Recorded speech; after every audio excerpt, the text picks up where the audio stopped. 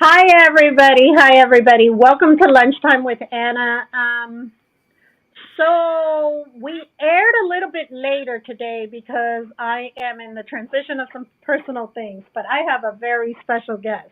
He is the candidate running for the Independent Party in the state of Georgia. Is that correct, Mr. Bartell?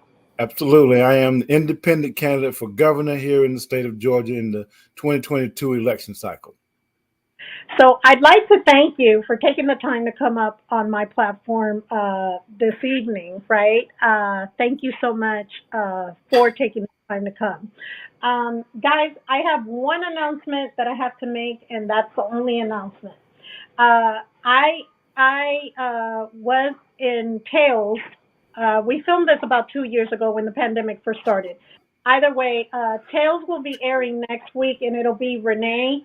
I do come out in that episode, so if you guys can tune into BET, so you guys can see Renee because that is where I will be. You guys should see me. All right. So that's the only announcement I have for you guys. I have nothing. So, Mr. Bartell, I'll let you introduce yourself, a little bit about yourself, and then we're going to go on to ask you a few questions if you don't mind. Absolutely. That would be great. I would love that. Okay. So, my name's Al Bartell. I'm an independent candidate for governor here in the state of Georgia. It's clear that Georgia has a bright future. Question is, who's going to be included in that future and who's going to be left behind? We're interested in all of Georgia prospering in that future. To make that happen, we have to have neighborhood leaders, community leaders, faith leaders, and small business leaders have the same access to public policy as lobbyists, special interest groups, and corporations. For the last 30 years, as a public policy leader here in Georgia, I've impacted the role of neighborhood leaders, community leaders, faith leaders, and small business leaders.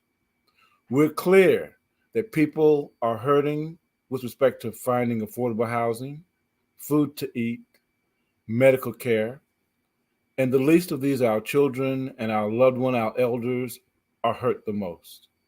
Additionally, Georgia is one of the most punishing states when it comes to crime and sentencing and incarceration in the nation. And this assault on gangs, saying that gangs are accountable for all the violence and demonizing gangs, that's not going to work for anybody. We're not going to be able to police our way out of this, incarcerate our way out of this, public health our way out of this, or mental health our way out of this. It's going to take all of us working together to make Georgia a better state for all of us. And as a public policy leader, as a Vietnam era veteran, as a one who is committed to the heart and soul of people in Georgia, I have entered this race as an independent candidate for governor here in 2022 and bring forward that kind of leadership as we move forward in the dawn of the 21st century. And I want to thank you for allowing me to come and hang out with you at lunchtime today. Of course, of course. So I'm excited. Uh, I want to give you a heads up. Yes. I'll give you some questions that may be hard, um, but I want you to please um, answer the best that you can. And you may have already been asked the questions. I don't know. So we'll see where this goes. Well, I So welcome hard question one. questions. I welcome hard questions. That means that they're real. Hard Yeah. questions should be asked of leadership, and they definitely should be asked of me. Oh, I absolutely love that. I absolutely love that, and I love your mind. Question one. What do you plan to do differently than your predecessors? We've had a lot of promises made to us in the past. Will you be a deliverer or a deceiver like those before you if you get our vote? Well, as a deliverer and not a deceiver, my predecessors have made promises they can't keep. And the reason why they make those promises is because they weren't their own elected officials. They did not have the control of their own public policy. They were the voice of lobbyists, special interest groups, and corporations. So they would say any damn thing they wanted to get elected, and then when they get in office, turn their back on the people of Georgia. I have no intentions of doing that. That's what makes me different. I don't have lobbyists telling me what to do or what to say. I don't have special interest organizations telling me what to do or what to say. I don't have corporations telling me what to do or what to say. I have people that are telling me what to do. I have people that are saying to me what's on their heart. And so I will be the voice of the people of Georgia and not the voice of the establishment. I like that answer. I like that answer. Okay. And I also wanted to add, if anybody has any questions or would like to type them, or you guys can call into Lunchtime with Anna at 321-252-8084. Again, the number to Lunchtime with Anna is 321-252-8084. Um, so, why did you choose independence over Democratic and or Republican parties? The Democratic Party and the Republican Party, who are controlled by lobbyists, they're interested in a duel to the death spiral of fighting each other. They want to Mm-hmm. do a political marketing strategy that is about controlling power. I'm Mm-hmm. interested in putting together a framework to give the government back to the people. And so it's not possible to run in the Democratic Party or the Republican Party and have that be giving control back to people, because those parties are going to do anything that they can to stay in power and stay in control. That's their main interest, is to be in control and stay in power. So when we talk about government for the people, by the Mm-hmm. people, and of the people, that is not going to happen in this duel to the death dance between the Republican Party and the Democratic Party in America currently. So I have to be independent of that. The people think independent of that. The people want to be independent of that power and independent of that control. So there's an independent movement in America. There's an independent movement that's alive in Georgia, and that's what has me choose to be an independent candidate. Okay. Now, our next question. Give me a second. Okay. Question three. All right. What is your take on prison reform and crime reduction? May I add to this? I don't know if they gave you a little bit of background on what I do. One of the things that I do is I'm CEO and founder of a human justice organization. So I work a lot with prison reform and try to help a lot of our clients, right, who have ridiculous sentences, which some have committed the crime and they admit to it. Others say, look, I've never committed this crime. And either way, we look at the whole big picture. So when I ask this question, it's a personal question for myself as well as other clients, um, because I think that they're pretty much, right, their families and themselves, they're pretty much tired of hearing the same thing from everybody who runs for office. So again, I'm going to ask the question again because I know I spoke after. What is your take on prison reform and crime reduction? Well, your human justice commitment has been put on the back burner by people who want to dominate power and control. The current prison system is a design to keep the Mm-hmm. same mechanisms in place that enslaved our people. And so we want to know, how did we go from being cultural tribes in America to being called cultural gangs of America? Mhm. So the Emancipation Proclamation was supposed to allow for us to be a free people in America. And what they did was they changed the law, but they didn't change the system. And so the incarceration process in America is designed to keep us enslaved. It's designed to separate us from our families. That was a major tactic that they used in slavery. It's designed to mentally, emotionally, spiritually, and educationally castrate our men. That was the process they used to control us during slavery. It is designed to strip us as business owners and homeowners and take away our assets. So the prison system is designed to promote and sustain the enslavement process that was designed when we got enslaved and brought to this country 416 years ago. So my interest is to dismantle that system. When a person does something that's wrong, even if it's a crime, punishment makes sense, but it has to be connected to community. I want to reform the prison system by having the prison system be connected to community.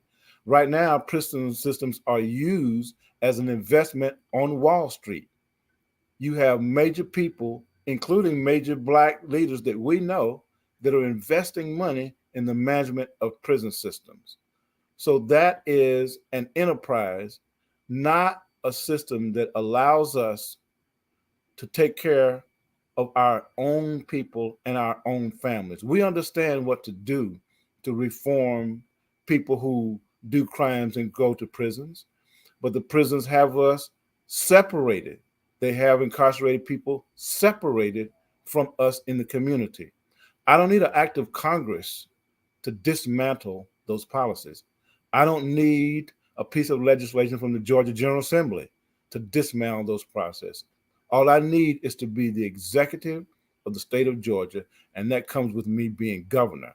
So I want to put people like yourself and design a framework where the decisions you've made that's according to your heart and your family be the ones that drive public policy rather than the power, control, and manipulation of resources grounded in the concept of slavery and control of human beings.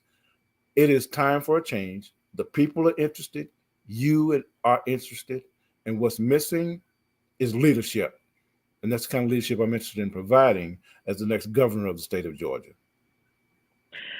Okay, so actually, we have a listener, right, who asked the question, which was going to be my very same question. Just for the record, Mr. Bartell, I tell everyone that in my lifetime, I will myself have my hands on the dismantling of the system that we have because it's a joke, right? Yes. Yes. Um, so the question was dismantle how? What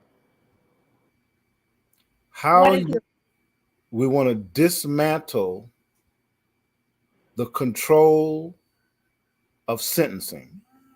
Right now, the sentencing is under the process of making people a ownership or a process, making people be owned by the system. We have to dismantle that by invoking what's called a second chance theory.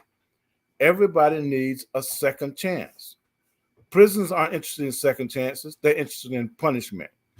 And so we have the parole board and correction systems and judges making sentences that are dismantled from the community. I want to change that.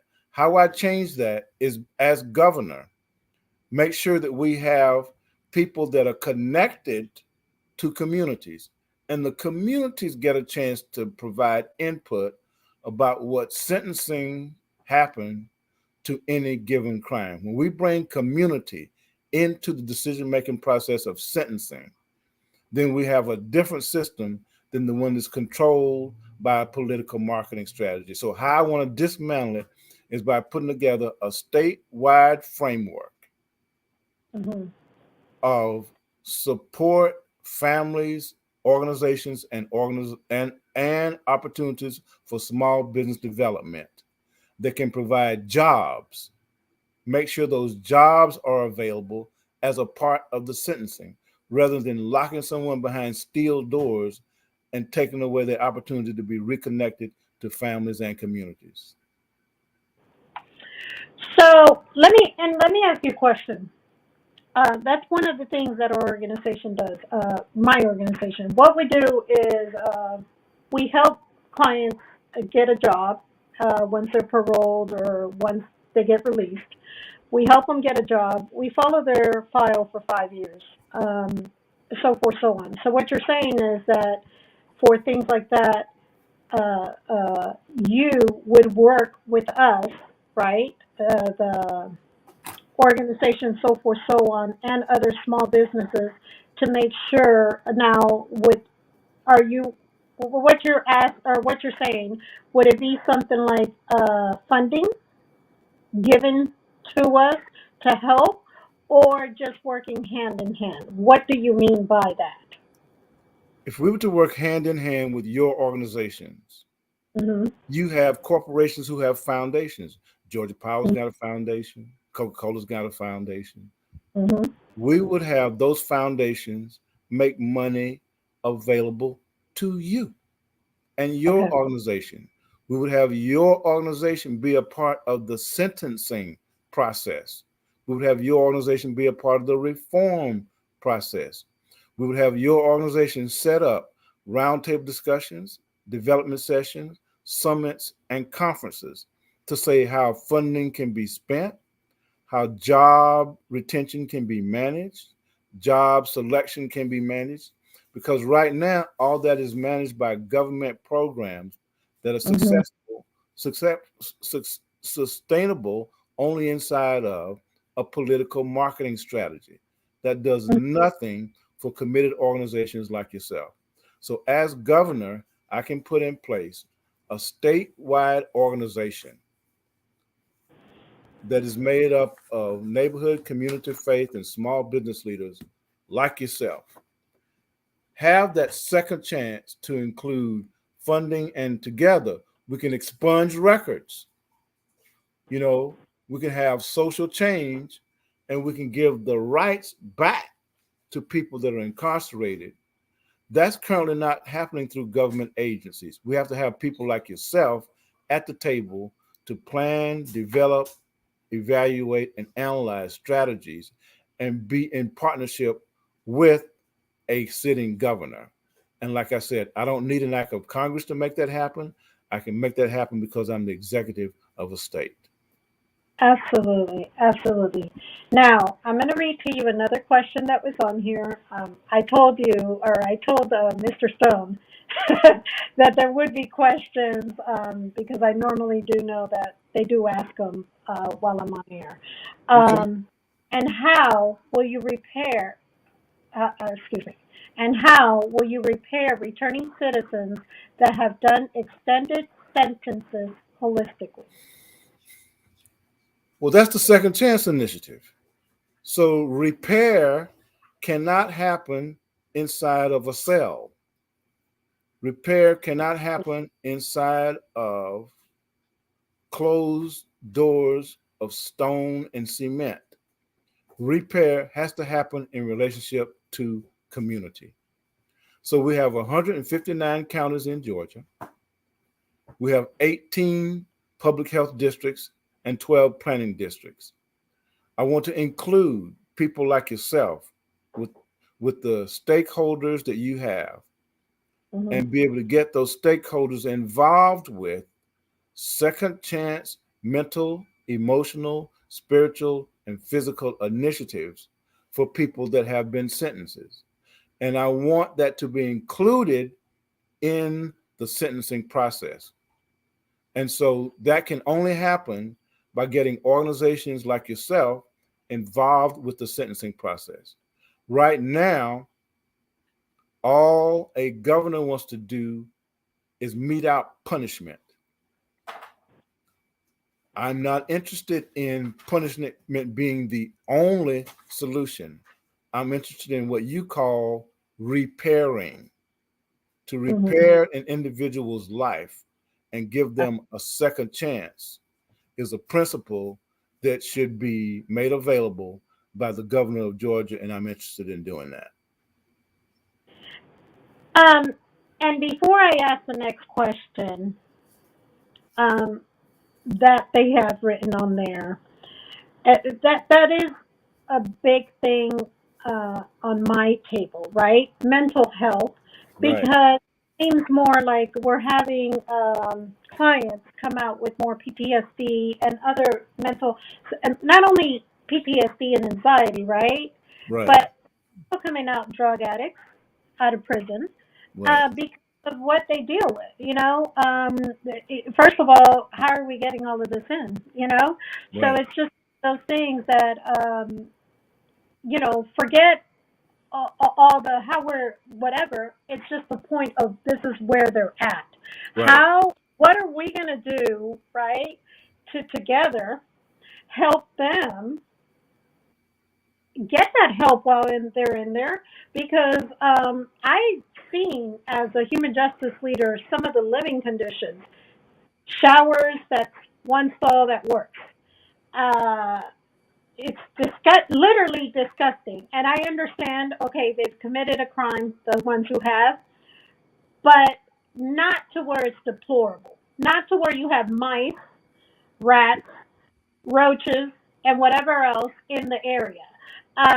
So this is where, how are you going to work? And I know I mentioned a few things. It's just so much that comes on my table, right? sure, With complaints and I just wish I can go in there and just redo their whole bathroom, because I'm like, right, who lives like that? right. So my question to you is, what can we do to work together for their mental health in more ways than one? Because, like I said, I know of many that have came home drug addicts Sure. because they have to feel that pain somehow, right?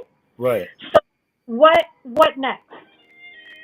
So you keep using the term working together in collaboration. So we have to Absolutely. work together in collaboration and take on the rash, harsh disparities against people of color. Okay. The kind of disparities that does not make money available to start small businesses. The kind of disparities that does not make housing affordable and cause people to be homeless. The Okay. kind of disparities that does not make mental health services available to families in need. The kind of disparities that does not make help available to women who are pregnant that needs to be supported. So these are disparities for people of color. What I want to do is take out of existence, dismantle the control of resources that are controlled by lobbyists, special interest groups, and corporations. Lobbyists, special interest groups, and corporations are making their decision based on profit and power. Okay. I want to have the decisions about resources based on what's called a continuum of care. If we have a continuum of care in place, we can have mental illness, we can have shorter sentences, we can have people of color be in a better position socially, businesses, mentally, and with family support, because there will be equity and have access to resources. When lobbyists, special interest groups, and corporations come together and put together a political marketing strategy that does nothing for the kind of disparities that impacts people of color. So when the Democratic Party and the Republican Party are interested in a strategy that attack each other, rather than bringing together people like yourselves in collaboration with other people who are connected to urban America, Hmm. connected to suburban America, and connected to rural America. That kind of togetherness, partnership, and collaboration that you're talking about is what I want to institute as the major framework as the governor of a deep southern state. So people like yourself understand how to decrease the disparities of families and children and men and women. You just don't have a seat at the table. And so I'm interested in redesigning the entire collaborative process of government. It cannot be done inside of this duel to the death, back and forth, destructive political marketing between the Republican Party and the Democratic Party. We have to set up a framework that is independent of that. So, a statewide collaborative framework like what you're talking about that includes all 159 counties is what I'm Hmm. interested in doing. And so, the 18 districts, we can have roundtable discussions, development sessions, summits, and conferences. Can you imagine what it would be like to have you be either on Zoom or in front of a 50-foot conference sign talking about the reference points of humanity to the same degree? Talking about that's the kind of difference that I want to make. That can't happen unless I give you access to the management system of government. Okay. I like that answer. I like that answer. Um, know me to know a lot of how I think. So I just really like that answer. Now we have another question. Okay. What is your take on clemency? I'm actually working with a client right now Sure. on clemency Yeah. case. What is your take on that? Clemency works. It works because it reconnects people to their families. It works because it allows people to have second chances. Clemency works in its original design. It's just not used by politicians who are committed to power, punishment, and control. You have DAs who are more committed to the politics of prosecution than they are to the equity of justice. In a second chance initiative, we can expunge people's records. Inside of clemency, those kind of activities are available, but you have to have the courage of leadership to make that happen. So clemency works, clemency is available, but if you don't have a governor who's committed to people, it's not going to happen because the political parties are not interested in clemency. They're interested in the politics of prosecution, the politics of control, and the politics of profit. So let me ask you a question before I read the next question, right? Okay, all right. This question is, so as we know, the parole board Parole is board, yes. put in office Right, by the governor, right. correct? By the governor, yes. Yes. So one thing that a lot of my clients that have life sentences have been getting back as a response, right? Right, On their denial, and then they get a offset date, right? right, Is that they haven't done quote unquote enough time. right, Some of these clients went in at 18, 19 years old. We're right, looking at 45, 46 years old, 50 years old now. right. How how would you change that? Well, If let's look at exactly what you just said. Parole board says they haven't done enough time. Haven't done enough time according to who? Exactly. Haven't done enough time according to politicians who want to use punishing people of color to get elected.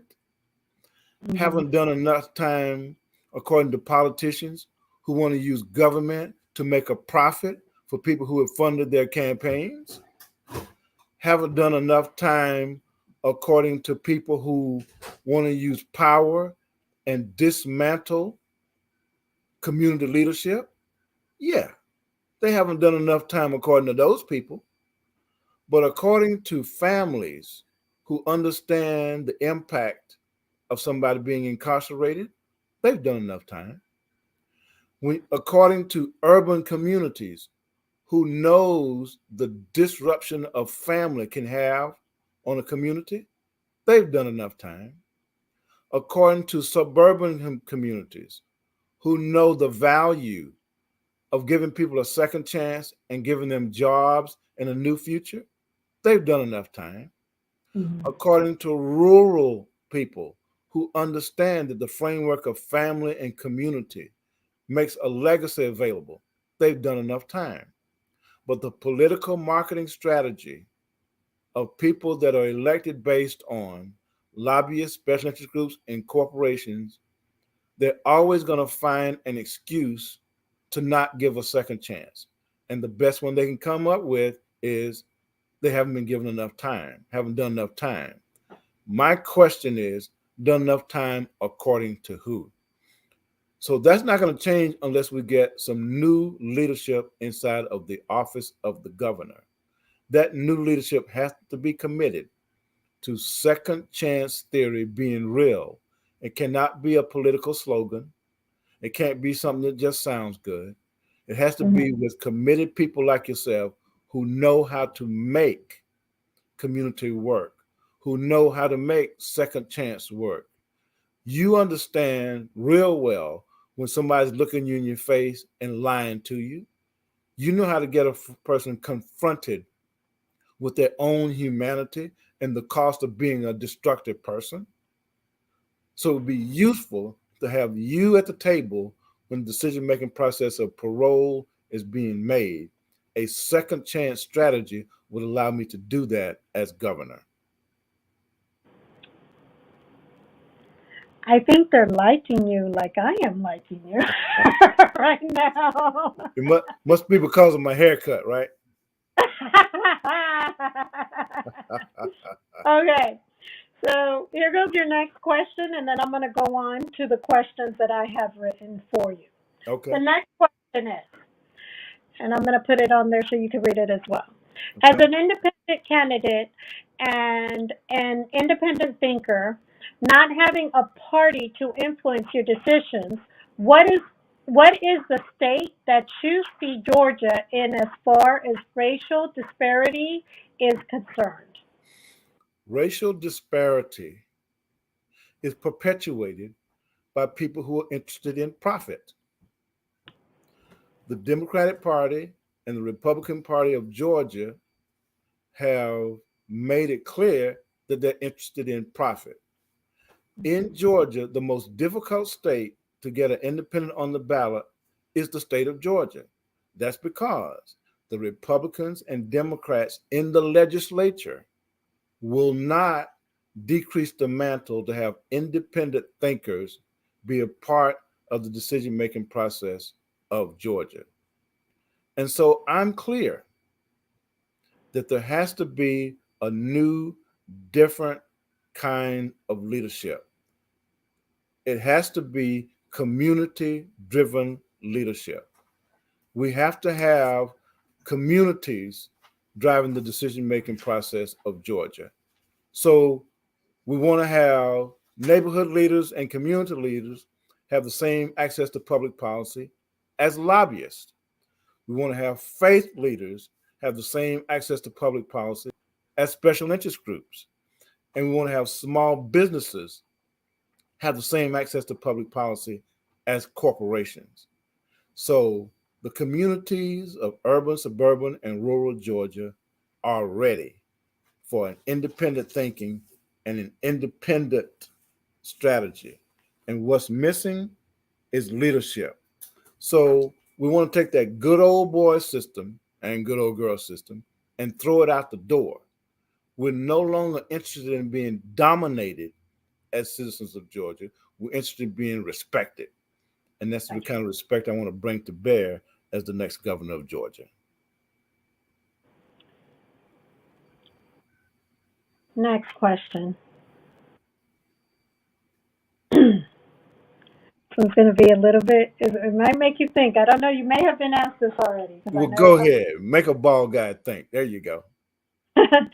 you're running against some pretty notable names in the political arena.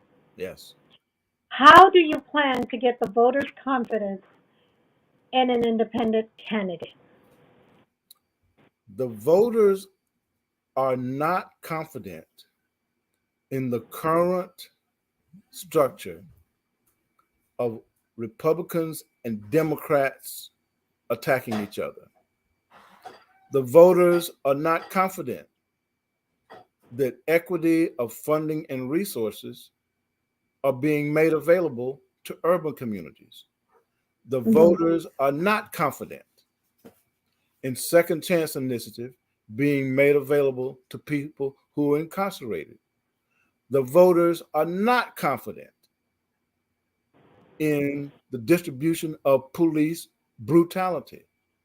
The voters are not confident that people with disparity can be given housing choices that are affordable. So the not confident framework, the not confident thinking is already in place against the Democrats and the Republicans and the notable people that are Democrats. The not confidence is already in place. All I'm doing is saying that that is independent thinking by people who are independent of that they're already not confident about. So you take my campaign, for example, the multi-billion dollar media management industry requires you to raise millions of dollars. I have not done that because I'm not interested in raising money. I'm interested in raising people. That's right. That's right.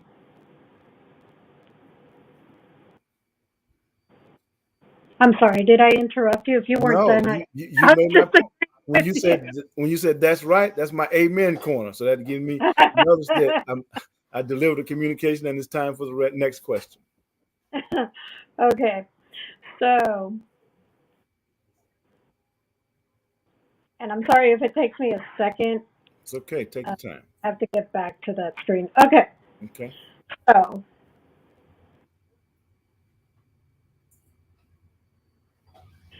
what is your take on, now this one hits home for me.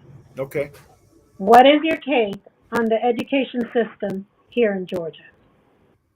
The education system here in Georgia, in particular, was designed as a pipeline for people to go to work.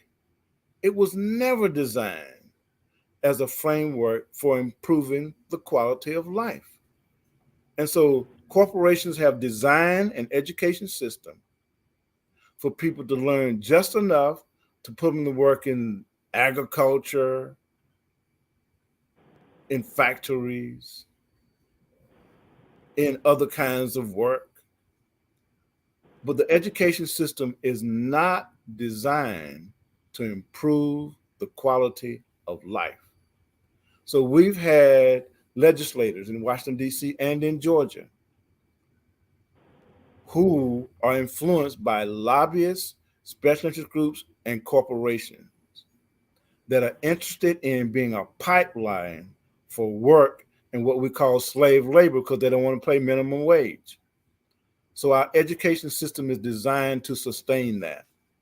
I want to redesign the education system to have it sustain the quality of life. So if we can do that, then we can be involved with having education systems that function in partnership with community. With no disrespect to unions, We now have education systems that functions in line with unions. That's not enough. We need to have an education system that functions in line with communities. Our children comes from our communities. Why shouldn't the education system be designed to impact the quality of life in communities? So the first thing I'm going to do is propose legislation to redesign the measures of educational funding in Georgia. Not one dime will go to any school unless there are measures that include how that school is going to improve the quality of life in communities. Other education systems around the world are designed to do that, and there's no reason Mhm. why we can't do the exact same thing.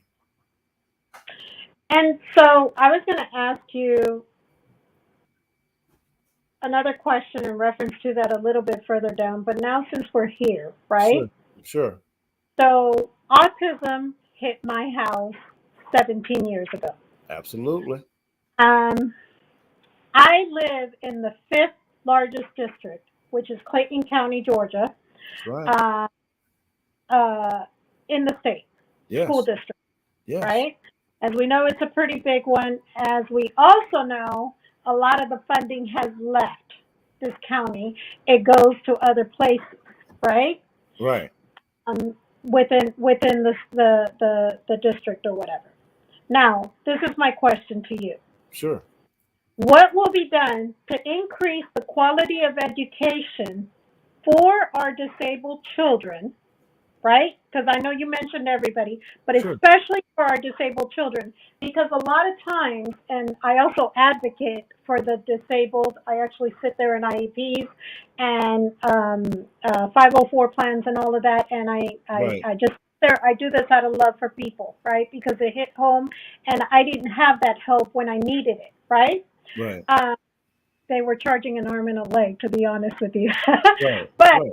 I had to teach myself. But I say all that to say this. What will be done? Because a lot of times the answer was there's no funding. Correct. Or they would just look at each other like, I can't tell her I want to do this, but I just Exactly. can't. My hands are tied. Exactly. Um, I've been that parent who has sat there for 4 hours in an IEP meeting until they gave my son something, until they budged, because I wanted him to move forward, because he was diagnosed with severe autism, because of that effort that and I will say certain teachers gave because of their love for for special needs, and my uh, I would say diligence, to make sure he got what he needed, right? Right. Pushed my son to start talking at the age of 12. Yes. That means everything.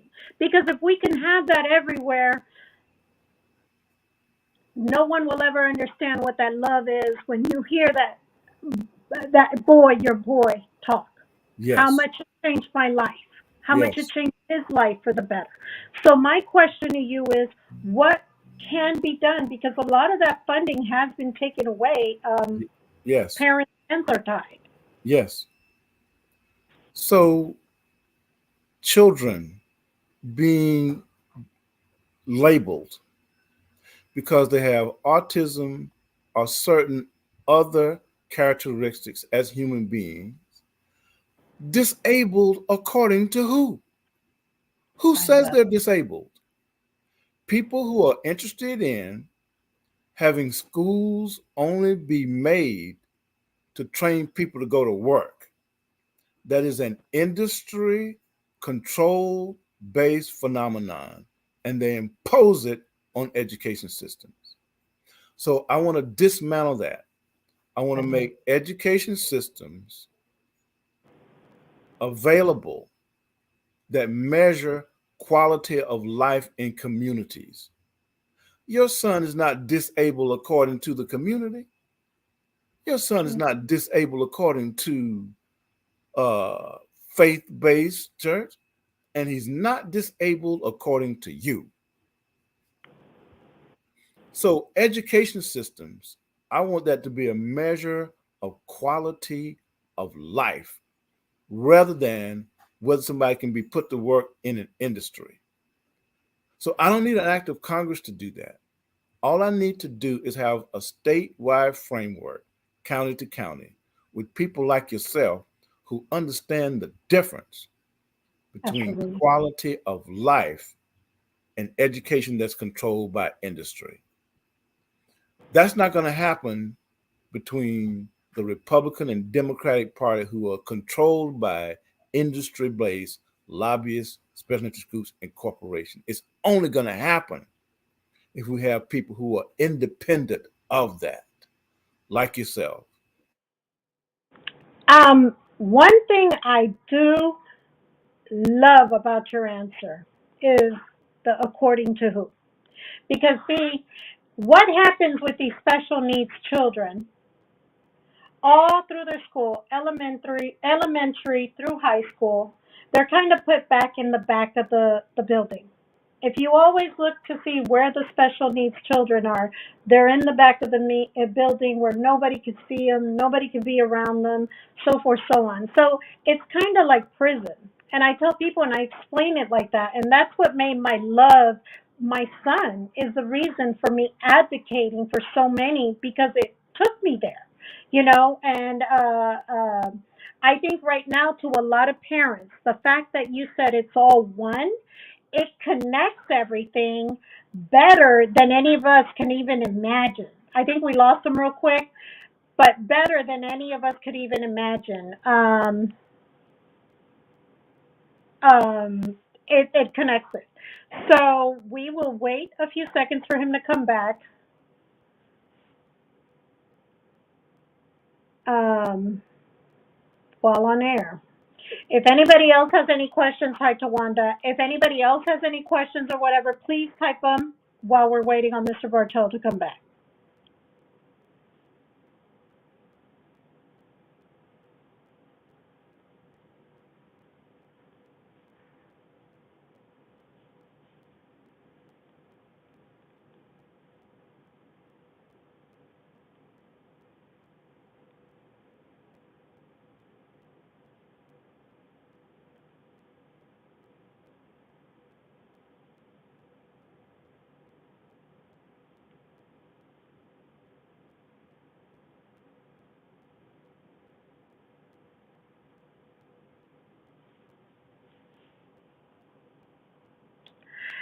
No, and thank you for having us.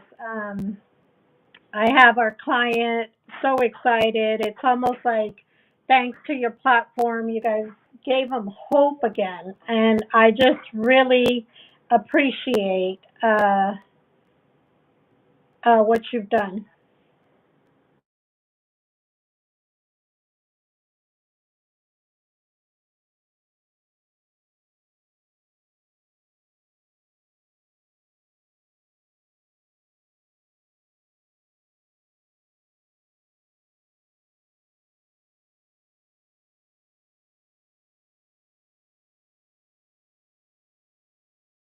All right, you guys, he's coming in right now. Um, There you go. okay, I don't know what happened. It happens sometimes just for future references. If it does kick you off, you can just log right back in. I'll Okay. let you right back in. Okay. Okay. Um, and Mr. Bartel, we mutually know Tawanda Graves. I Right. want to give her a huge shout out. Yeah. Lots of love, Mama, lots of love, and we really appreciate you making this connection because she was the one that called me and asked me, "Would you be willing to?" I said, "Of course." Like she Yeah. doesn't even have to ask; she knows that. I'm especially happy that I did because I like what you're saying. I Okay. do. And Okay. it's coming from the heart. Yeah. And that's what I love. Okay. So let's see. We had another question here. Okay. Well, there was one more. There was one more thing I wanted to say about disabled according to who. Your son is just extraordinary, and we have other sons and daughters that are extraordinary. One of the examples was on the show called America Got Talent. Yes. when everybody thought that this young person couldn't do X, wouldn't do X, and they shocked the entire world. That can happen when we put quality of life back on the table as a framework for our education system. And it just makes a difference. One of the things we can point to is people who are alive that are role models for us, like Ray Charles, Stevie Wonder. And so there's hundreds of examples of what the system may have thought about a young person, but God has a whole different plan. And so we want to have quality of life be a reference point for our education system. And I just wanted to say that in and thank you for having the courage for be such a champion of a young person like you are. Oh, thank you. You just really touched my heart. Good. That is a big passion for me, to make life easier for them. Sometimes you'll notice that, and I tell parents, just sit down, go to any elementary school, go to any middle school, go to any high school, just sit down and watch when they have lunch. They're secluded away from everybody. It's almost like you're in the hole. So I compare it a lot to prison time. Who wants to live like that? Who wants to not be around other people? So I fought so hard for my son to be around other people, and it made such a difference.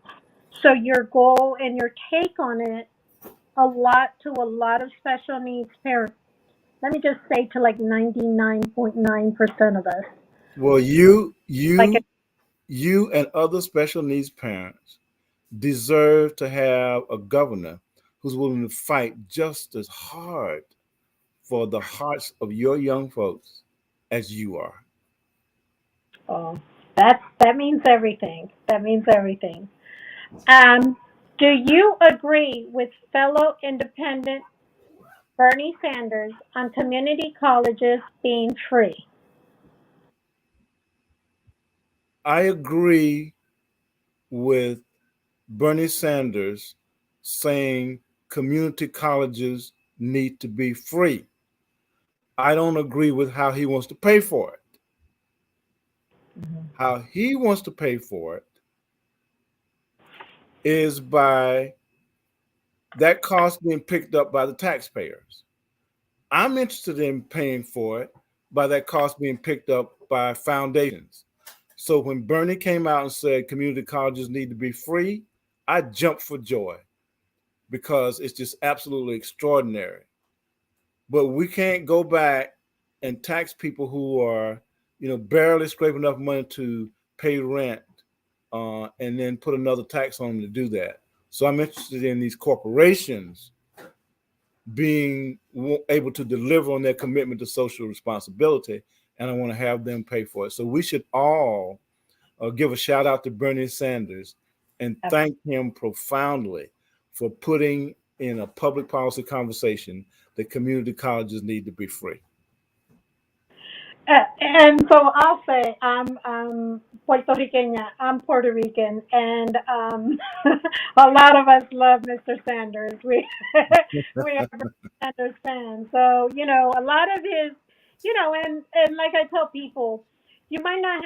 It's and I'm going to go on to healthcare, and what I'm going to say is going to take us on to that next question. Um, it's a lot that, like when we got the universal health care at the beginning, right? Right. Uh, Also known as Obamacare, right? A lot of things needed to be tweaked and fixed, and and we're getting it better and better and better till we actually get it right. So now I'm going to ask you the next question, Okay. and it's this one. Discuss healthcare as it relates to Georgia. Healthcare in Georgia, as well as every other state, has two components of accountability. One component is the federal government, the other component is the state government. So when state government and federal government are in partnership, healthcare can be worked out so where it impacts the quality of life of community. It has worked in other states and it could work here in Georgia. But here in Georgia, you have that Republican Democrat duel to the death.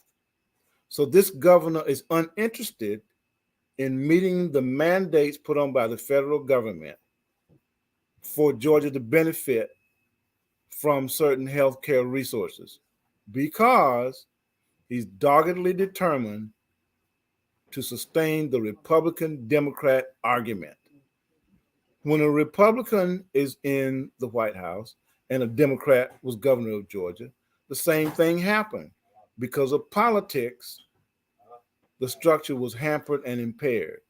So we need a structure that makes healthcare available to community because of quality of life and not because the dominating political marketing strategy of politics. Okay. Now, Tawanda is asking if you broke down the executive powers. Yes. She Now, she's asking go ahead. no, go ahead. She's asking if I broke she wants me to break down the executive powers I think that's what she meant by the question. That's or what the executive order. powers Okay, is what good. she, Okay. Tawanda, executive order or executive power, just to make sure. But she wrote power. Okay, I'll do them both. Okay. So in America, the Constitution allows for three branches of government: the executive government, the executive branch, the legislative branch, and the judicial branch. The judicial branch is made up of judges. So you have state judges, county judges, federal judges, and then the Supreme Court. The Supreme Court interprets the law and applies it to citizens. So that's what's called a judicial accountability. So that's the judicial branch of government. The next branch of government allows for laws to be passed that are in the interest of the public. That's called the legislative branch because legis is a word and its derivative means to legitimately make available that which impacts people. The legislative branch of government does that. So we have state House members and state senators, U.S. House members and U.S. senators. They are the legislative branch of government. So that's the judicial branch and the legislative branch. Then you have what's called the executive branch. The executive branch of government is accountable for resource management, the integrity of resources such as tax dollars, where they go, what they fund, and the integrity of that is to execute the powers of government in such a degree that the everyday citizen's life is enhanced in perpetuity. That's an executive accountability of government. It is made available in the Constitution, such that we have the judicial branch, the legislative branch, and the executive branch. In states, the executive accountability, we call that a governor. And that's the relationship of the executive branch of government. Additionally, the legislative branch has to put laws in existence. The judicial branch has to interpret law. As an executive, there are things you can do called an executive order that puts an administrative process in place to improve the quality of life of the over 7 million people in the state of Georgia. I don't need an act of Congress to put an executive order in place to say that people like yourself can be in a statewide collaborative process that improves the quality of life and make available the 24 departments of governments in line with what works for communities. I don't need an act of Congress to do that. I can do that by the executive order because I am the chief executive of the state of Georgia as the governor. Okay. Um, Next question to you. How do you see the state of Georgia's economic state?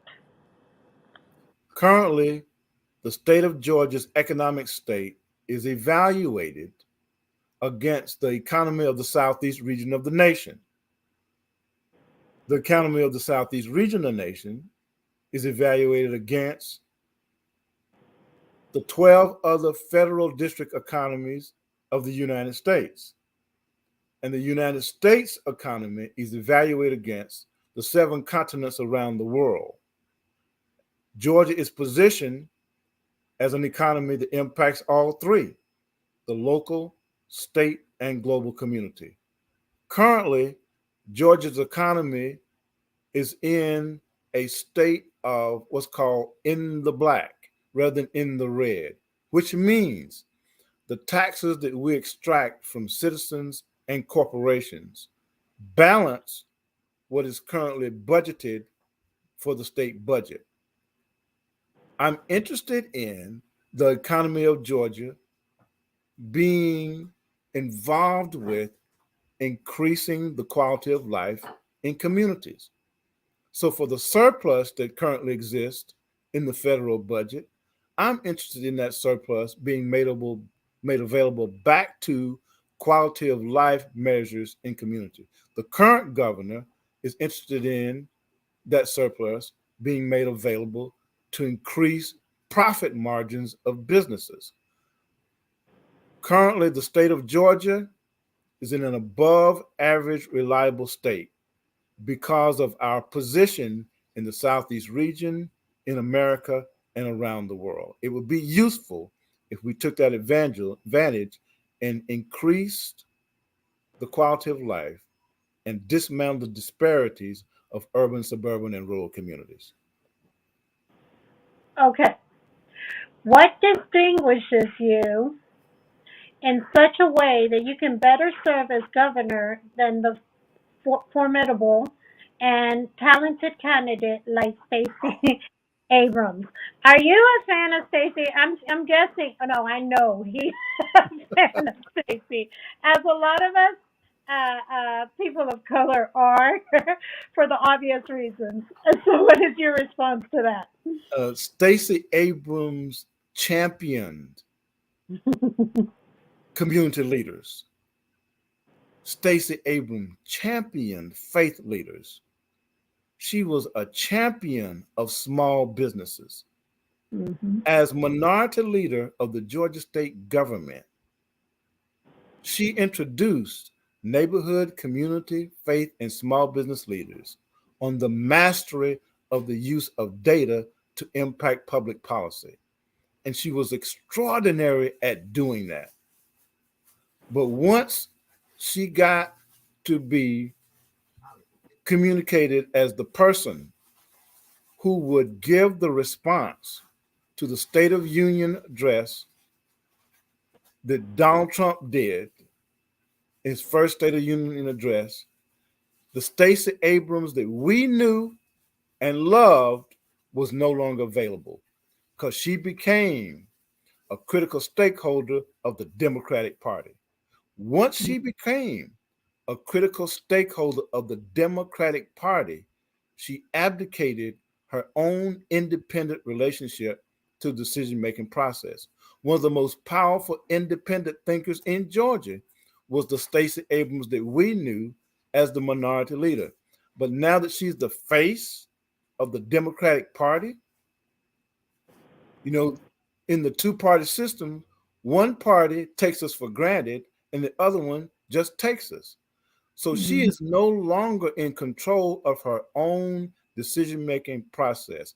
It has been hijacked by the Democratic Party. So as independent thinkers, we're clear that the quality of life in community can no longer be served by critical stakeholders of the Democratic Party. And currently, Stacey Abrams is one of those critical stakeholders of the Democratic Party. We have had a question that she, as one of the face of the Democratic Party, was expected to endorse black candidates who ran in some of the other races. She did Mhm. not. So the Mhm. community wants to know, why did she not do that? She had a stellar record of endorsing black candidates, black community leaders. And when she got a chance to endorse one in high positions, she didn't do that. It's because she's no longer in control of her decision making process as a critical stakeholder of the Democratic Party. We miss the Stacey Abrams that we all knew and loved at one time. Um, Now, there's going to be a second part to that question. Yeah. Uh, and the question is, okay, list specific ways that you believe she has changed. I know you mentioned some, but if you could When mention. Stacey Abrams was the minority leader of the Democratic House of Georgia in the state of Georgia in the General Assembly, she argued about the tax policy that would place a burden on senior citizens, would place a burden on people who needed health care, and would place a burden on small businesses. Now, with her new economic policy that she came out with on Tuesday, it's all about a profit margin. That is a considerable change from what she used to do and what she used to say. And so we are clear that the Stacey that we knew and we loved is no longer that Stacey. So one of the major differences is about her relationship to tax policy and businesses, and that has changed. Okay. Now, uh, and hello, FM. The question he asked, which is, where do you stand on sex crimes and pedophilia?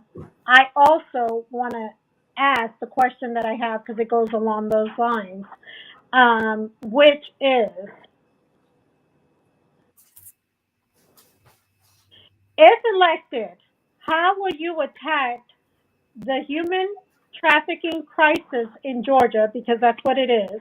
There has been an excessive amount of kidnappings and Amber Alerts this year, as have the last few years. What are the steps? Thank you for that question, FM. Well, sex crimes and pedophilia against the background of human trafficking and sex trafficking didn't just start, Mm-hmm. but because it disproportionately impacted people of color, people with disparities, it was not given the kind of attention that it needed.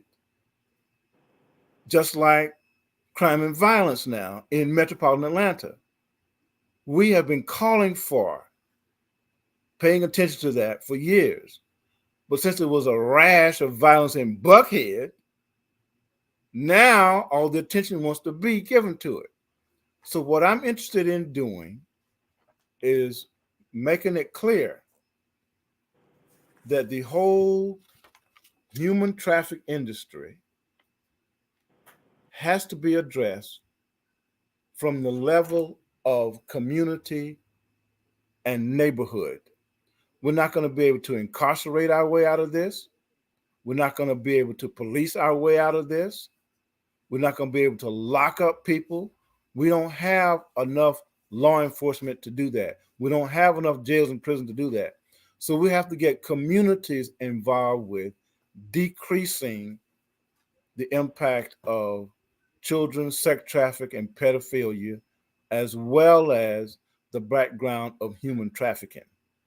And so we have to have a framework put in place where people from the community get involved with the issue. So far, the politicians have only wanted to have punishment be the reference point for everything. If we have neighborhood, community, faith, and small business leaders in the decision making process of government, then we can make everything available and have a government that I want to help fight this fight. We're committed to make that happen. People are interested in being involved in the initiative. People are interested in being involved in the solutions. The people are interested. Communities are interested. And I don't need an act of Congress to make that available. All I need is to be governor of Georgia. Um, Now, there's a second part to that I don't question, know and I will tell you, what you meant by that. FM is Read the somebody top two who, lines. I couldn't read your writing. Go ahead. um, FM is somebody who we see you Human Justice Organization as well as Lunchtime with Anna collaborate a lot with. He is in New York, however, he fights human trafficking across the table. He is one of these people who you guys can catch him on air actually on YouTube. He actually catches predators and most of the time is able to work with the Bronx Police Department to have them arrested because that's mostly where has those arrests happen. His next question to you is, do you think the age of consent should be 17 or 18? Age of consent to participate in a sexual act or age of consent for what?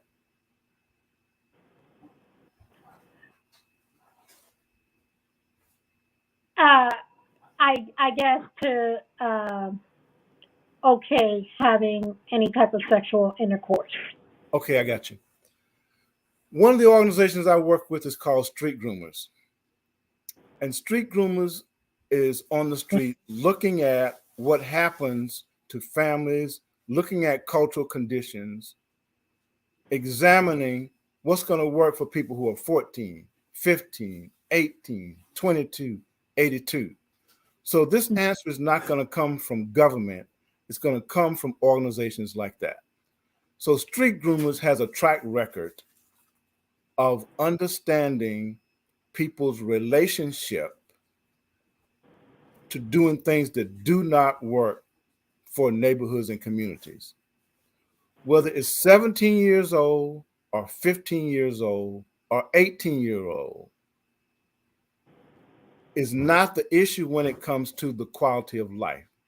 That's only going to happen when you have organizations like Street Groomers who are willing to get involved in people's lives. But to answer the person's question, the answer to the question he's asking is grounded in the policies of government, as in, when can you hold a person accountable for being an adult? Yes. So currently, the age of 18 is the reference point for holding a person who's accountable for being an adult. Now that we have systems in place where a text message can be sent, we have 9 year olds that can operate a cell phone with the same kind of technology that is in an aircraft. An 18-year-old is not necessarily the age that we can hold people accountable for punishment. A 17-year-old or a 15-year-old or a 16-year-old can also be held accountable. What I'm interested in doing to answer his question is Yes. laying out the framework for 15, 16, 17, and 18-year-olds, where the gradient of punishment increases the older that it gets. So Mm-hmm. I can appreciate the question that there's not going to be a one size that fits all. We have to have a gradient that can include all the ages of teenagers starting at 15. Okay, and I like that. It's a different approach at it, right? Now, my question to you is: we have state laws, and of Yes, course, a lot of times when it comes to human trafficking, we then have federal laws. yes. How are you going to be able to work? with that because a lot of times, right? So we'll have either a 17-year-old or a 16-year-old who is now, parents are spiteful now with what has turned out to be an 18-year-old because he just had a birthday. Right. What happens under those circumstances with what you're saying? And I think I gathered it all, but I want to kind of break that down for them. Sure, absolutely. Current, we're up against the design of the American Constitution. So people who live in communities, they're not going to change when you say you live in a city. Okay. You live in a county. Okay. You live in a state district. Okay. You live in a federal district. Okay. The life of that person is not going to change. So what we're up against between the state and federal system is a design of the American Constitution. Most people think that we are a democracy, my sister. We are not. We are a republic. Republic, yes. And a republic is a system designed to balance control of power. It is not a system designed based on the quality of life of people. So the republic system that we have in place is designed for an ongoing balance between federal power and state power. They are not aligned, they are not in agreement, there are massive disparities, and those disparities and inconsistencies are destructive in the life of the everyday citizen. As governor, I can bring people to the table and point out how that is destructive in the life of the everyday citizens and get communities involved with the decision making process so that neighborhood, community, faith, and small business leaders can provide some insight on the best way to keep that balance. But we are at the impact of a republic system of government that has federal and state laws that are conflicting with each other. We are not a democracy like people think. We are a republic, and we pay the price for being that every day. Um, Okay, we have a few questions, but I Okay. also wanted to say I am familiar with the street groomers. Shout out to the street groomers. They are awesome. They do a lot out there for the community. And I also want to give a shout out because I know that they fight human trafficking out there.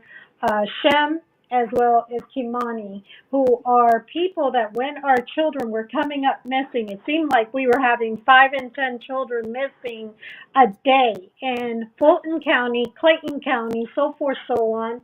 And what these guys were doing is they were actually going out and physically finding these children and bringing them back home uh, because of the human trafficking. So we were lucky to get some home, and my heart and my prayers go out to the ones that are still trying to get home.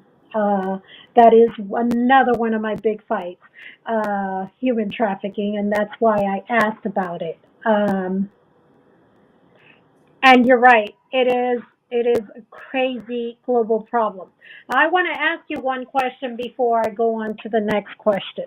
Okay. There's a lot of people in power who do and are involved with human trafficking on the low, especially people in office. What would you be willing to do in the state of Georgia to stop, at least what you have in power to stop from going on in the great state of Georgia? Government organizations cannot be the primary reference point for stopping human trafficking. The primary reference point for stopping human trafficking are the neighborhood leaders, community leaders, faith leaders, and small business leaders of our state. To the degree that we as government officials are willing to give urban, suburban, and rural communities the same access to public policy as we give lobbyists, special interest groups, and corporations. When we do that, we increase our ability to fight human trafficking. But when you have elected officials that are more committed to using a political marketing strategy and getting political funds to get elected, they're going to prioritize the relationship of profit over people. That relationship has hampered our fight for human trafficking. And so, as a part of a humanitarian reference point, we should receive the highest sentence and be sworn to uphold the law as it relates to community. We have people who are sworn to uphold the law as it relates to power. So that has to change. Okay. We have to give the opportunity for communities to be involved with human trafficking to the same degree that we give government to be involved with human trafficking. I don't need an act of Congress to do that. I don't need a statement from the Georgia General Assembly to do that. All I need is to be the governor of the state of Georgia. Okay. I'm going to go on to the next question that I have written down, and then as you can see, we have two or three that I will go back to.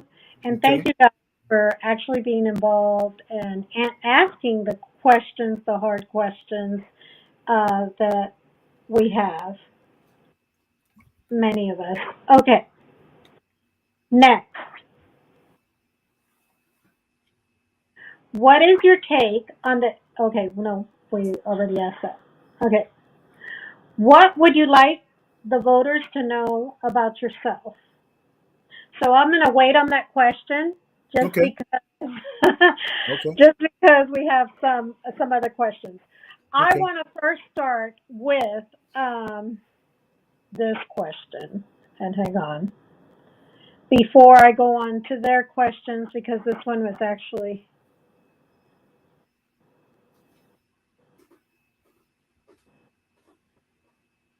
and this is it. Why did the other candidates decide not to respond to two of your largest people of color voter empowerment organizations? Debate set for August 18th, especially since both the ACLU and League of Women Voters support what's right in community. The American Civil Liberties Union, the ACLU, and the League of Women Voters historically have been supporting what's right in community, decreasing disparities, making sure that the obstruction of voter rights is eliminated, and championing what is right in urban, suburban, and rural communities. These two organizations have been stellar at doing that. So they propose to have a candidates forum on August the 18th.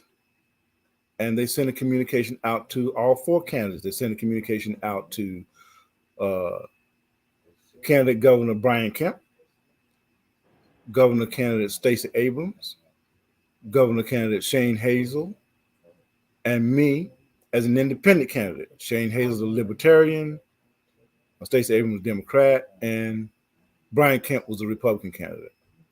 So I responded and said that you can confirm me to be at the candidates forum.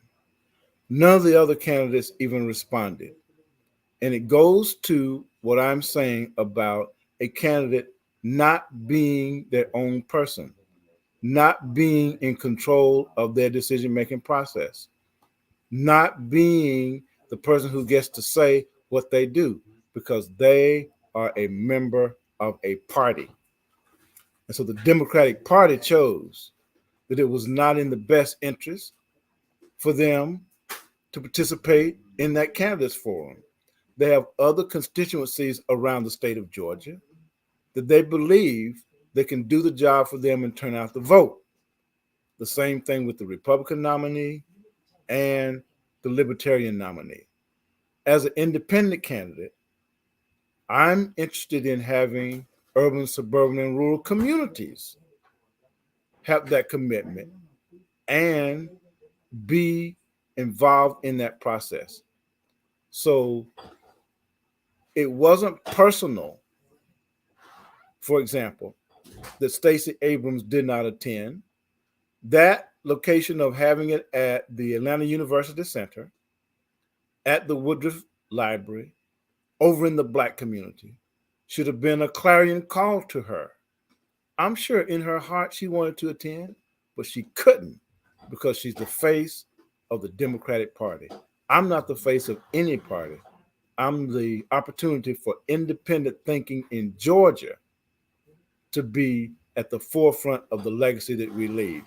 But they didn't attend because the party structure was not interested in them being there because they didn't rate it as something that was valuable. Now, I'm going to go on to the next question.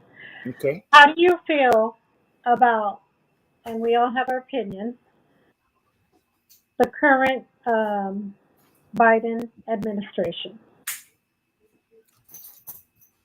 It's the same thing with Joe Biden. Joe Biden as a U.S. Senator, and then Joe Biden as a critical stakeholder of the Democratic Party. When Joe Biden was a county prosecutor up in the state of Delaware, he championed rights of the disadvantaged, did not have access to law. He was a champion of that. But once he got to be one of the primary United States senators of the Democratic Party, he orchestrated one of the most disastrous laws of incarceration in America called the Three Strikes You Out under the Clinton administration. And so now that he's the president of the United States, he is not the Joe Biden that everybody remembers that was down in the state of Delaware. He is the face of the Democratic Party. And so people are clear that the Democratic Party is interested in something else other than having communities take back government for themselves. That same argument was made against President Bush, who was a Republican.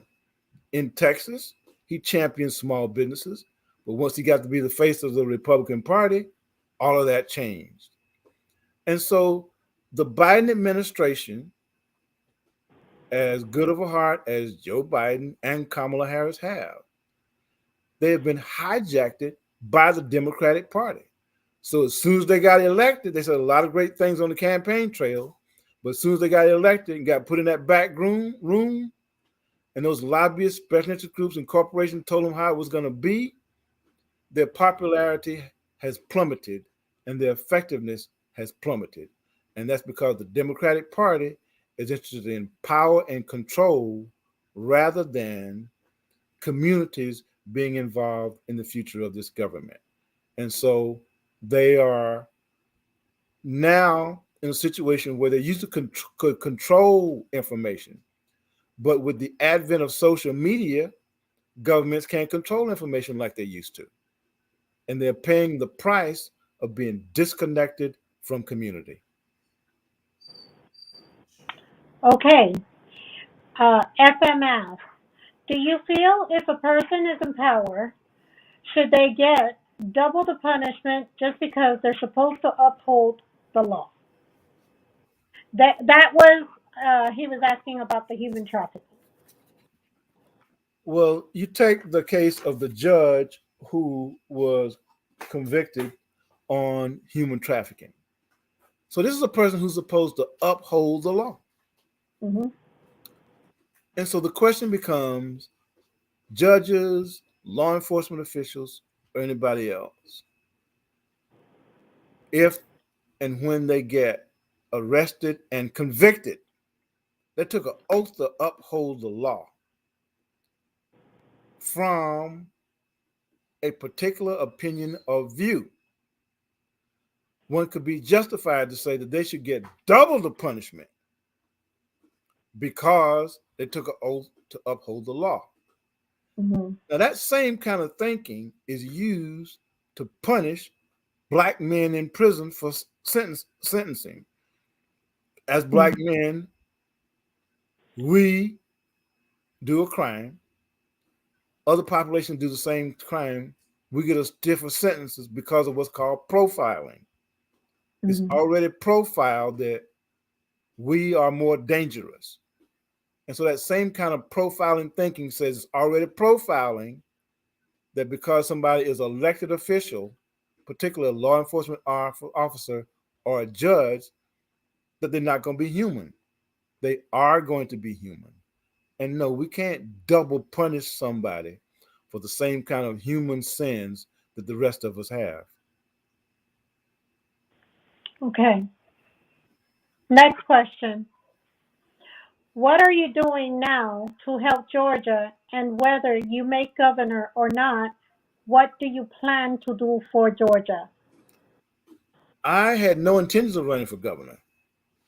I told people the only thing I was running for was the county line to get away from all this congestion in Metro. So I live up in Cartersville. And so the archetype person of the Street Groomers organization called me out and said, listen, you have a track record of looking at what community wants to happen, and that community should have a say so about elected officials. And they said to me, you don't get to make the choice whether you run for or not. Community does. And so when Street Groomers called me out to say, you have to be true to what you say, and you say the community is more important to you than anything. So that's why I'm running for governor, because urban, suburban, and rural communities deserve to have access to government. Government should be in the hands of the people and not in the hands of politicians. So the first thing I'm going to do as governor is create a statewide framework for the 12 planning districts, the 18 public health districts, the 325 cities and towns, and the 159 counties where urban, suburban, and rural stakeholders, neighborhood, community, faith, and small business leaders, by an executive order of the governor, have the same access to public policy as lobbyists, special interest groups, and corporations. That's why I'm running. That's what I plan to implement. And that's the kind of governor that I want to be as we move forward into the dawn of the 21st century. Can you imagine what it would be like for me to get a call from Anna saying, listen, the community is interested in more people that are community stakeholders for counties, and we want the governor to come out and propose that. And because Anna has been a part of the decision making process of government, she's been at the table. It's not just a random call. And so I am now interested in people like yourself being at the table when the decisions are being made.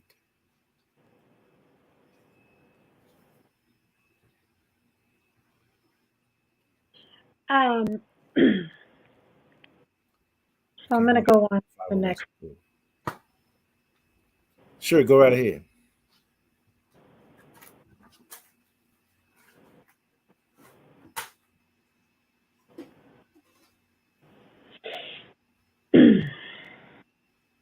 What would you like voters to know about yourself that they don't already know? that may give them a better feel for you and confidence in your ability to govern the great state of Georgia. People don't already know that approximately 12 years ago, I had a 2-pound mastoid tumor on the side of my face. And they don't know that I said, listen, I'm not going to go through some process and be slurring my speech, be eating through a straw, be drooling, be deformed. I've had a great life, and I'm not doing any of that. So I'm a Vietnam era veteran. I was over at the VA, and this elderly doctor said the following: well, it's mighty courageous of you, Al, but you picked the wrong kind of tumor. This one ain't going to kill you. It's just going to get bigger. And so I had to say to myself, what is it that God has me to communicate that normal flesh and bone couldn't house the resonance of? And it needed the hardest metal known to man, called titanium. So I have a titanium jawbone. I did not have to go through therapy, physical therapy. I do not drool in my speech. I can eat anything that I want to. And so, to whom much is given, much is required. What people don't know is that I have that principle that guides my life. And it won't come from a political process determined to dominate people. What people don't know is that for the last 30 years, I have turned down multi-million dollar opportunities because of that principle. What people don't know is that I have risked my life in violent situations because I believe in the heart of humanity that was created by God Himself.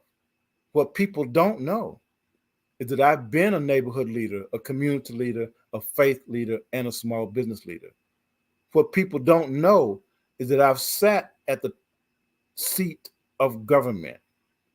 What people don't know is that as a teenager, I was trained and developed to go anywhere on the earth and create massive acts of gun violence. And at the same time, I was trained to go anywhere on the earth and dismantle conflict that causes gun violence. So people don't know, Anna, that it's because of people like you that I'm in this race. And today, I'm willing to let them know that you are a godsend to have me be here and share my heart like I'm doing. We have one last question. If Okay. anyone has any questions, now is the time to type them up. I saw that Miranda wrote on there, and I'm not sure if I put it up. Shout out to Miranda. She does so much for the community. She's out there, I believe, in Henry County. That's in the outskirts of Atlanta.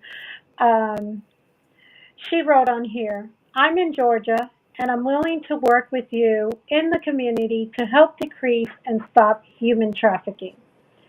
So I just wanted to give that. Um, and the question is, at this point, what is the next step?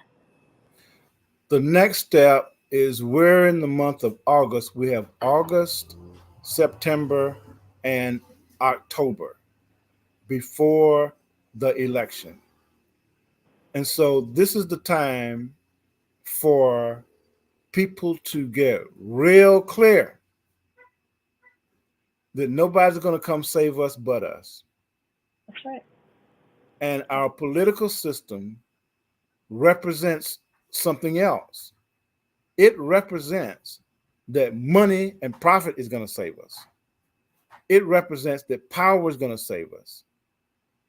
In Georgia, we can have an unprecedented impact on the world by demonstrating the neighborhood, community, faith, and small business leaders can make a difference. So, what's next is for everybody who is a neighborhood, community, faith, and small business leader to hold a roundtable discussion in your community and say to them that we can bring ourselves to power because nobody's going to save us but us.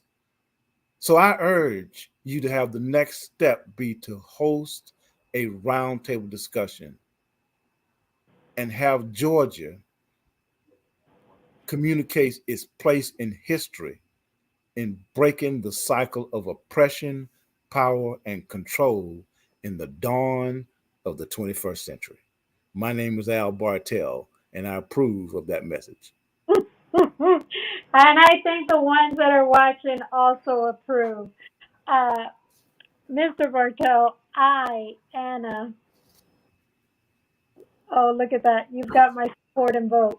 Um, and that's two of us. I, Anna, absolutely back you up. More and more, I think, as I watch, I used to be one of these swinging votes every time.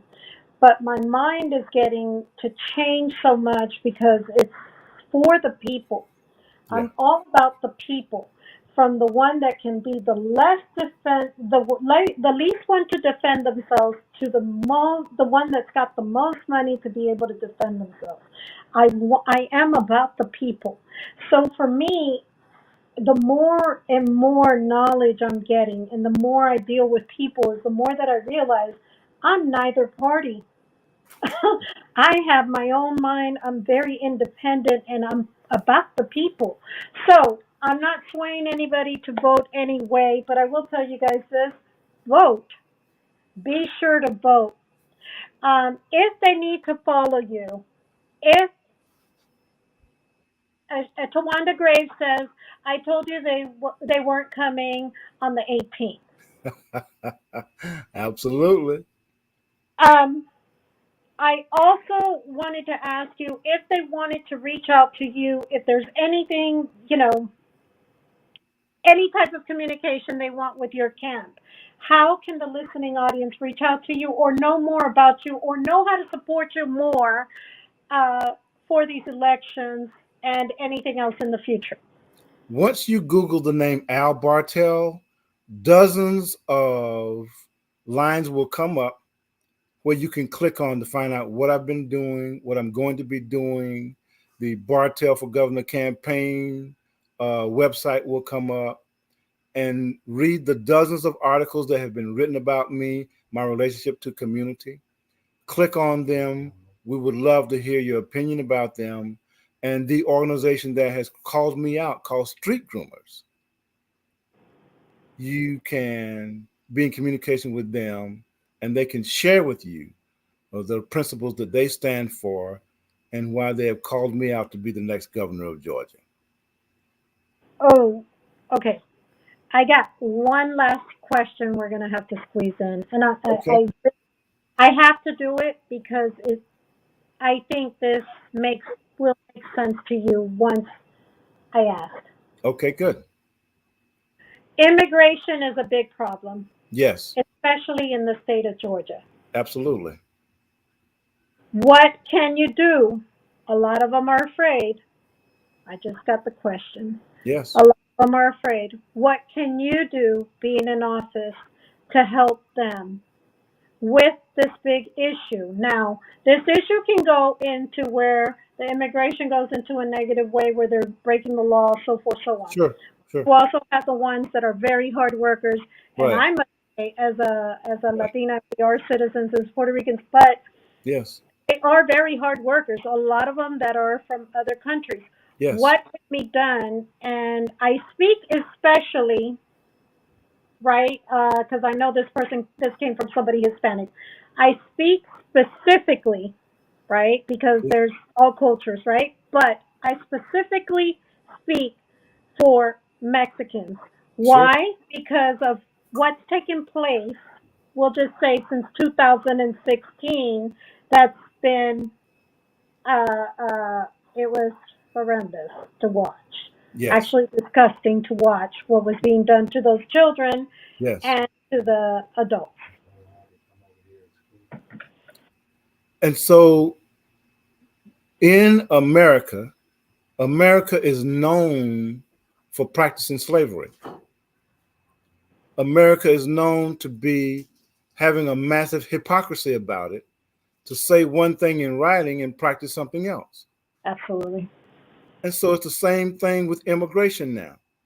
They want to bring people here and work them to death, pay them slave wages, and Yep. then when it's politically expedient, go on live TV and talk about protecting America. So it's inhuman, unconscionable, and unthinkable in my mind the way the current immigration policy is practiced by both the Republican and the Democratic Party. And so to change that, we have to start at the local level. As communities, we can build relationship with immigrant populations. Urban communities, we can build those relationships. Suburban communities, we can build those relationships. And rural communities, we can build those relationships with immigrant populations. Support them in going through the process, no matter how long it takes. Absolutely. Explain the treachery of what's happening here in America so that they can at least be aware, Absolutely. and support them in being located here in America. It's not going to come from the government, it's going to come from us. And so that's the principle that I want to invoke as an advocate. And I promise to stay with that once I become governor. I want to honestly tell you, Mr. Bartell, you have, we see you, Human Justice Organization, full support. Lunchtime with Anna, full support. I am sure that my clients fully support you, as I am sure that as soon as I get off of here, I'm going to make sure, because we didn't make an announcement or anything, I'm going to make sure that other special needs parents see this interview, because I think it's so critical to get it out there. Okay. I appreciate you anytime that you'd like. My platform is open to you. I would love to have you back. I hope to hear great news after the elections. I will be watching. I will be casting my vote myself. So I just really appreciate you, your time. You took almost 2 hours here with me, and I appreciate it. And I know my audience can sometimes be pretty tough. They're going to ask those questions because Good. I want them to be involved. That's what I want from them, from every aspect. Well, thank you for being such a stellar cultural queen. Thank you. Thank you for being an extraordinary reference point for communication, information, and thank you for being willing to sacrifice everything you have and balance the relationship with that young angel that you have, and yet be such an extraordinary commitment to democracy in the 21st century. Thank you. We will see you guys actually Monday on Meeting of the Minds. The topic will actually be prison reform, and I can't remember exactly what it is, but that's what we will be talking about with the panelists. You guys don't want to miss it. Here, 7 o'clock. We will see you guys, and next week I will see you guys on Lunchtime with Anna at 12 noon. You guys have a wonderful evening. Blessings. Bye. Bye bye, everybody.